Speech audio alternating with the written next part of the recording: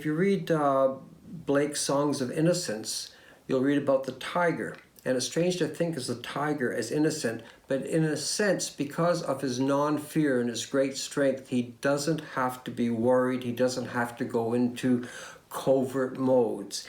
There's an innocence with that kind of power, and that's what this card suggests.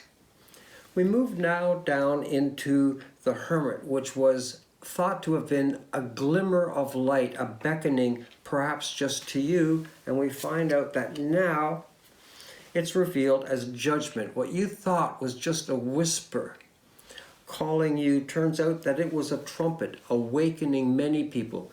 You were part of the crowd, you just didn't know it at the time. Finally, the wheel of fortune, which was our beginning in our own world, has turned into the world. And you'll see now you are protected by a force field of your own learning. And the parts of this world, instead of being winged and imaginative, are now the way they are revealed on earth. There's a wisdom in this. There's also a caution. And the caution is death is part of life. Great authority becomes corrupt.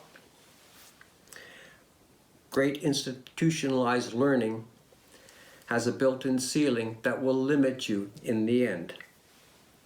Love is not receiving, it's giving. These two trees give you a knowledge of the single tree of life, but you're seeing it now in two dimensions, the way it perhaps should be and the way it could be, depending on the different circumstances we find in our own world.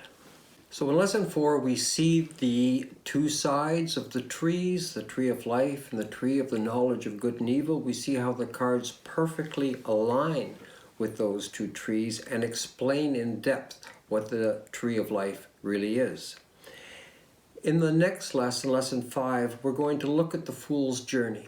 We're going to make this a little more understandable and a little more pertaining to our lives on earth. So we're going to tell a story of the fool's movement through these two trees, through the first one in his younger life and through the second one in his later life. Thanks, see you then.